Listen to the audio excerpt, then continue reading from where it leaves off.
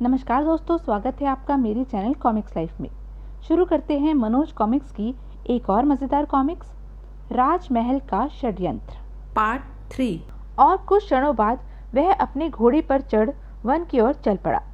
मेरी आंख आज बार बार फड़फड़ा रही है, पता नहीं क्या अनहोनी होकर रहेगी। मंत्री सोमनाथ अभी कुछ दूर ही पहुंचा था कि अरे, महाराज विराट सेन का घोड़ा तो अकेला ही उस ओर दौड़ा चला आ रहा है। जैसे ही राजा विराट सेन का घोड़ा उनके सम्मुख पहुंचा, ओह, घोड़े पर तो खून के छींटे लगे हुए हैं। इसका मतलब है सौमित्र सेन व आदित्य सेन ने मिलकर महाराज की हत्या कर दी है। यानी मुझे जिस बात का डर था वही होकर रही। मंत्री बदहवासा वापस महल की ओर लौट पड़ा और महारानी मालविका के पास पहुंचा। महारानी जी, गजब हो गया, सौमित्र सेन व आदित्य सेन ने मिलकर महाराज की हत्या कर दी। क्या? महारानी मालविका का यह खबर सुनकर हतप्रभ से सिर थामकर बैठ गई। महारानी, यह समय इस प्रकार बैठने का नहीं है। आप अपनी और युवराज चंद्रकेतु की सुरक्षा के बारे में कुछ सोचिए। वे दोनों हत्यारे आप दोनों का भी अहित कर सकते हैं। हम क्या करें मंत्री जी? महाराज की मृत्यु पर हम खुलकर रो भी तो नहीं सकते। महारानी जी, आप इसी समय युवराज चंद्रकेतु को लेकर मेरे साथ महल से निकल चलिए। महारानी मालविका ने आंसू भरी आंखों से एक पल युवराज चंद्रकेतु को निहारा, फिर उसे छाती से लगाकर मंत्री सोमनाथ के साथ चल दी। मंत्री सोमनाथ महारानी को लेकर एक खंडर में पहुंचे। महारानी जी, रात होने तक आपको इसी खंडर में छिपकर रहना है। रात्रि को मैं एक रथ लेकर यहाँ आऊँगा। आप उस रथ में बैठकर देवनगर से कहीं दूर चली जाना। फिर वह महारानी मालविका और युवराज चंद्रकेतु को खंडर में छोड़कर वहां से चला आया। महारानी मालविका बदली हुई परिस्थितियों को देखकर अभी तक हतप्रभ थी। भगवान, यह तूने कौन से पापों की सजा दी है? हमारी हंसती खेलती गृहस्थी को उजाड़कर तुझे क्या मिला? संध्या होने पर सौमित्र सेन व आदित्य सेन देवनगर लौट आए। हमें सबसे पहले महारानी मालविका के पास चलकर महाराज की मृत्यु की सूचना देनी चाहिए। तो आइए उन्हीं के पास चलते हैं। कुछ पलों बाद, यहाँ तो कोई नहीं है। भैया, युवराज चंद्रकेतु का पालना भी खाली पड़ा है। इसका मतलब यह है कि महारानी को हमारे षड्यंत्र की भनक लग चुकी है और वे युवराज को लेकर यहाँ से भाग निकली है। चलो, अच्छा ही हुआ महारानी स्वयं ही हमारे रास्ते से हट गई। अर्धरात्रि हो जाने पर मंत्री सोमनाथ खंडर में महारानी मालविका के पास पहुंचा। महारानी जी, मैं रथ ले आया हूँ। आप यहाँ से प्रस्थान की तैयारी कीजिए। यहाँ से जल्द निकल जाना ही उचित है। मंत्री जी, कैसी विडंबना है, अपने ही राज्य से हमें चोरों की तरह भागना पड़ रहा है। महारानी मालविका युवराज चंद्रकेतु को लेकर रथ में जा बैठी। मंत्री जी, भगवान ने चाहा तो हम फिर मिलेंगे। महारानी जी, मुझे विश्वास है कि युवराज चंद्रकेतु बड़े होकर अपने पिता की हत्या का बदला अवश्य लेंगे। फिर महारानी ने रथ आगे बढ़ाया और मंत्री वापस लौट पड़ा। इधर अर्धरात्रि बीत जाने पर भी सौमित्र सेन और आदित्य सेन जश्न मना रहे थे। कल से हम देवनगर के राजा होंगे। अब इसमें क्या शक है भैया?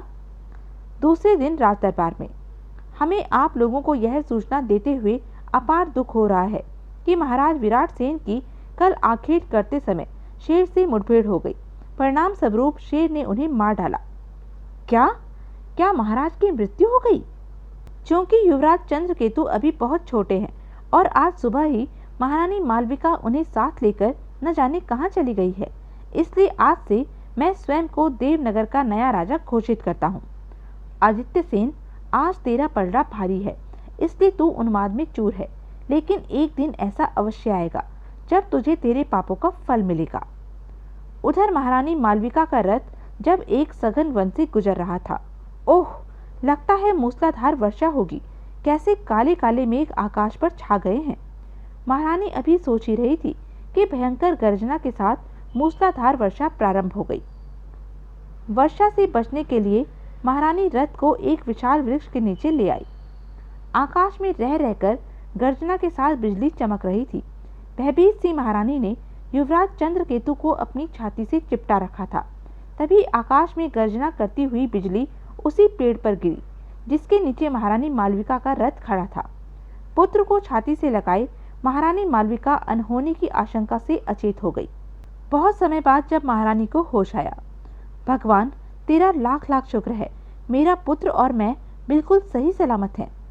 महारानी ने अपने ऊपर पड़ी हुई शाख को हटाया और युवराज चंद्रकेतु को गोद में उठा पैदल ही वहां से चल पड़ी। न जाने अभी क्या क्या मुसीबतें आनी बाकी हैं। कई दिनों तक जंगलों में भूखी प्यासी भटकती हुई महारानी मालविका पांचाल देश जा पहुंची और एक वृद्ध ब्राह्मणी के घर के बाहर गिरकर अचेत हो गई। अरे, न जाने कौन दुखियारी है, इसे अंदर ले जाकर होश में लाने का प्रयत्न करना चाहिए। वृद्धा ने तुरंत अपने एक सेवक को आवाज दी और बेहोश महारानी व उसके पुत्र को उठाकर घर में ले आई। कुछ देर की कोशिशों के बाद, अच्छा हुआ बेटी, तुम्हें होश आ गया। तुम्हारा नन्हा बच्चा कब से भूखा रो रहा है, इसे दूध पिला दो। यह सुनकर महारानी झटपट उठी और युवराज को दूध पिलाने लगी। बेटी, सूरत से तो तुम किसी राजकुल की स्त्री प्रतीत होती हो, क्या मुझे अपने बारे में कुछ बताओगी? माँ, मेरी कहानी बहुत दुख भरी है। फिर महारानी ने रोंदे हुए गले से वृद्धा को अपनी आप बीती कह सुनाई। सारी बात जानकर, तुमने मुझे माँ कहा है बेटी, मेरा इस दुनिया में कोई नहीं है जो मेरे बाद मेरी अपार धन दौलत का उत्तराधिकारी बने। तुम चाहो तो मेरी बेटी बनकर मेरे पास रह सकती हो। माँ, अब मैं तुम्हारे ही पास रहूंगी और कहीं नहीं जाऊंगी। और इस तरह महारानी वृद्धा के यहाँ रहने लगी। वृद्धा भी उन्हें बेटी की तरह प्रेम करने लगी। चंद्रकेतु तो उसकी आंख का तारा बन गया था। इधर राजा सूर्यवल्लभ ने अपने विशेष दूत को बुलाकर आज्ञा दी, तुम्हें देवनगर जाकर राजा विराट सेन व युवराज चंद्रकेतु की खैरियत का समाचार लाना है। जो आज्ञा महाराज। दूत कई दिन की यात्रा करने के पश्चात देवनगर पहुंचा। मुझे राजा विराट सेन से मिलना है, मैं राजा सूर्यवल्लभ का दूत हूँ। राजा विराट सेन से? हाँ।